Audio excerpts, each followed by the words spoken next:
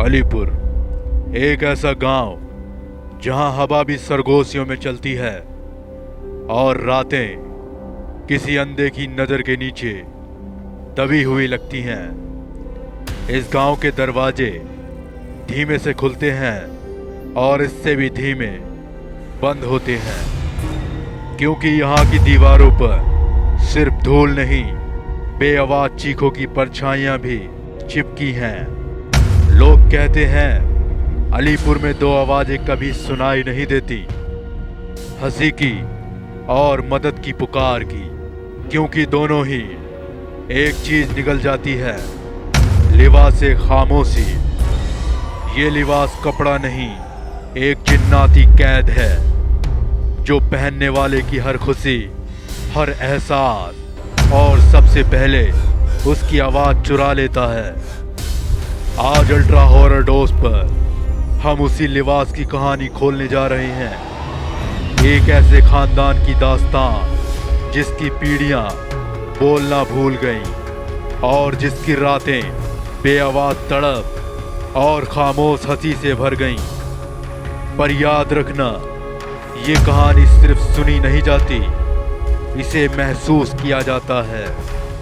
और जब आप इसे महसूस करते हैं तब लिबास-ए खामोशी की परछाई आपके पीछे, बिल्कुल आपके कंधे के पास खड़ी हो जाती है। तो तैयार रहिए, क्योंकि आज अल्ट्रा हॉरर डोज की इस रात में एक ऐसी अनकही चीख जागने वाली है जिसका घर अब शायद आपके कमरे की खामोशी है। चलिए सुनते हैं लिबास-ए खामोशी। ये किस्सा एक छोटे से गांव अलीपुर का है, जहां सब कुछ अजीब तरह से शांत और खामोश रहता था। गांव वालों के चेहरे पर हमेशा एक गहरी उदासी छाई रहती थी। वह ऐसी खामोशी थी जो मौत से भी ज्यादा डरावनी थी। गांव के बुजुर्ग बताते थे कि यह सब लगभग 50 साल पहले शुरू हुआ, जब गांव के सबसे अमीर खानदान के मुखिया हाजी सादिक ने एक दूर दराज शहर से एक मखमली लिबास खरीदा। ये लिबास खूबसूरत कढ़ाई वाला था, पर इसकी खासियत ये थी कि इसे पहनने के बाद इंसान को अजीब सुकून मिलता था और उसकी जिंदगी की हर मुश्किल खुद ब खुद हल हो जाती। हाजी सादिक ने लालच में आकर वह लिबास खरीद लिया, ये जाने बिना कि वह लिबास दरअसल शैतानी कब्र के ऊपर रखा गया था और ये अपनी ताकत के बदले पहनने वाले की आवाज और खुशी दोनों छीन लेता था। हाजी सादिक ने जब पहली बार वह लिबास पहना तो उन्हें लगा जैसे दुनिया का सारा बोझ उनके कंधों से उतर गया हो, उनकी सारी परेशानी खत्म हो गई हो। पर अगली सुबह जब उनकी बेटी ने उन्हें आवाज दी तो वह जवाब नहीं दे पाए, उनकी आवाज जा चुकी थी। वह लिबास इतना आकर्षक था कि हाजी सादिक के बाद उनके बेटे और फिर उनके पोते रईस अजमल ने भी वही लिबास पहनना शुरू कर दिया। खानदान में दौलत तो थी, पर हर सदस्य हमेशा खामोश रहता था। रईस अजमल के चेहरे पर एक गहरी बुझी हुई आग थी, जैसे खुशी का इल्म होते हुए भी वह उसे जाहिर न कर पाए। गांव के लोगों ने देखा कि जब भी कोई खानदान का सदस्य वह लिबास पहनता था तो पूरे गांव में सन्नाटा पसर जाता था। रात को लिबास पहनने वाले के कमरे से रोने की आवाज़ तो आती थी, पर वह आवाज़ बिल्कुल बेआवाज होती थी, जैसे कोई खुशी से चीखना चाहे पर चीख न पाए। रईस अजमल की नई नवेली बीबी शहनाज गांव की उस खामोशी से बहुत डरती थी। वह गांव में अकेली थी जो बोलती थी और हंसती थी। उसे ये भी पता चला कि अगर उस लिबास को ना पहनकर उस खानदान का कोई सदस्य जोर से खुशी से हंस दे तो उसका लिबास उसे कभी भी कबूल नहीं करेगा। एक रात शहनाज ने हिम्मत करके रईस अजमल से उस लिबास के बारे में पूछा। रईस अजमल ने कांपते हुए हाथों से कागज पर लिखकर जवाब दिया, ये लिबास जिन्नात की ताकत से बना है। ये मेरी सारी मुश्किलों का हल है, पर बदले में ये हमारी खुशी और हमारे एहसासों की आवाज़ छीन लेता है। मेरी आवाज़ नहीं है, मेरे पास हंसने की ताकत नहीं है, पर मैं अमीर हूँ, बहुत अमीर। शहनाज ने कहा, पर आप ऐसे कब तक रहोगे? आप उस लिबास को जला क्यों नहीं देते? तभी कमरे के कोने में अचानक एक भयानक धुआं उठने लगा और उस धुएं ने एक खौफनाक शक्ल ली, जिसके दांत नुकीले थे और आंखें खून से भरी थीं। ये बे आसिफ थी जो लिबास के अंदर बंद थे।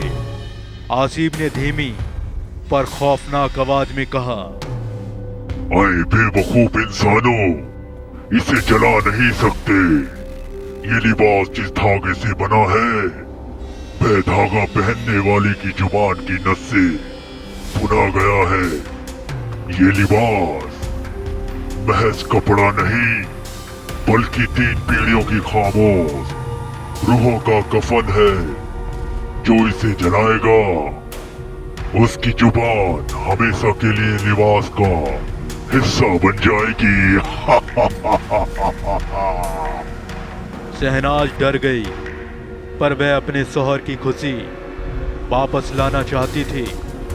उसे याद आया कि खानदान के बुजुर्ग कहते थे कि एक बार अगर कोई सदस्य खुशी से बेखौफ होकर जोर से हंस दे तो वह लिबास अपना असर खो देगा, क्योंकि वह सिर्फ गम और खामोशी से ही ताकतवर है। अगले दिन रईस अजमल अपने खास मेहमानों के सामने उसी लिबास खामोशी को पहनकर बैठे थे। वे खामोश थे, पर उनके चेहरे पर लिबास की ताकत का घमंड था। शहनाज ने अचानक रईस अजमल के सामने जोर जोर से हंसना शुरू कर दिया। उसकी हंसी छोटी थी, पर इतनी बेफिक्र थी कि वहां मौजूद हर कोई चौंक गया। जैसे ही शहनाज की हंसी गूंजी, रईस अजमल को गुस्सा आया और वे जोर से चीखना चाहते थे, पर आवाज नहीं निकली। तभी अचानक लिबास से काले धागे निकलने लगे और रईस अजमल के गले को जकड़ने लगे। रईस अजमल ने दर्द से झटपटाते हुए अचानक एक अजीब सा काम किया। उन्होंने लिबास को फाड़ने के बजाय उसे पहनना जारी रखा, पर अपने चेहरे पर जोरदार ताकत से मुस्कान लाने की कोशिश की। वह लिबास जो गम और खुशी पर टिका था, एक छोटी खुशी और जबरदस्ती की मुस्कान सहन नहीं कर सका। लिबास जोरदार आवाज के साथ फट गया। लिबास फटते ही रईस अजमल के होठ खुले और उनकी खोई हुई आवाज बाहर निकली, पर वह खुशी की आवाज नहीं थी, बल्कि एक चीख थी जो उस भयानक आसिफ की थी, जो हमेशा के लिए उनसे बाहर निकल चुका था। रईस अजमल ने उस चीख के साथ अपनी आवाज तो वापस पा ली, पर वह लिबास हमेशा के लिए फट चुका था। रईस अजमल ने अपनी आवाज और खुशी वापस पा ली और गांव की खामोशी भी टूट गई, पर रईस अजमल ने वे फटे हुए लिबास के टुकड़े तहखाने में बंद कर दिए। कहते हैं कभी कभी तहखाने से अब भी बेआवाज रोने की और खामोश हंसने की आवाज़ें आती हैं, और रईस अजमल जिन्हें अब खुशी से बोलना आ गया था, उन्हें हमेशा एक डर सताता रहता था कि कहीं वह लिबास टुकड़ों में ना होकर एक शैतानी साए की शक्ल में उनके घर के किसी कोने में खामोशी से उनका इंतजार कर रहा हो, ताकि वह उसे पहनकर फिर से अपने गुनाहों के धागों से उन्हें खामोश कर सके। तो दोस्तों, ये थी अलीपुर की वो दास्तान जिसमें एक लिबास ने 3 पीढ़ियों की आवाज निगल ली और जिसकी खामोशी ने पूरे गांव को सन्नाटे में बदल दिया था।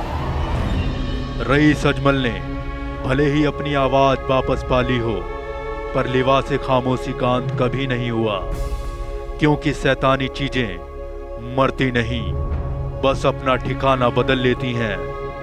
आज भी उनके तहखाने में पड़े उस फटे हुए लिबास के टुकड़ों से रात के किसी पहर बेआवाज रोने की सरगोशियां उठती हैं। कभी कभी हल्की सी हंसी भी सुनाई देती है, वही हंसी जिसकी वजह से लिबास फटा था। और सबसे खौफनाक बात, लोग कहते हैं कि उस लिबास का आसिफ अब कपड़े का मोहताज नहीं रहा, वह साया बन चुका है, बिना रूप बिना आकार पर हमेशा मौजूद। वह उन घरों में जाता है जहां लोग अपनी खुशी दबा कर रहते हैं, जहां आवाजें बोझ लगती हैं, जहां हंसी मजबूरी में छुपाई जाती है। क्योंकि याद रखना, आसिफ को सिर्फ एक ही चीज चाहिए होती है, खामोशी। और जहां भी गहरी खामोशी होती है, वह साया वहीं अपना घर बना लेता है। आज की कहानी सुनते वक्त आपको एक पल के लिए भी लगा हो कि आपके पीछे कोई खड़ा है, या आपकी गर्दन पर ठंडी हवा का हल्का सा स्पर्श महसूस हुआ, तो हो सकता है लिबास खामोशी का वो साया आपके कमरे में भी आ चुका हो। ये थी आज की कहानी अल्ट्रा हॉरर डोज पर। खामोशी को कभी हल्के में मत लेना, क्योंकि कई बार हमें डर आवाजों से नहीं बल्कि उन आवाजों से लगता है जो सुनाई नहीं देती।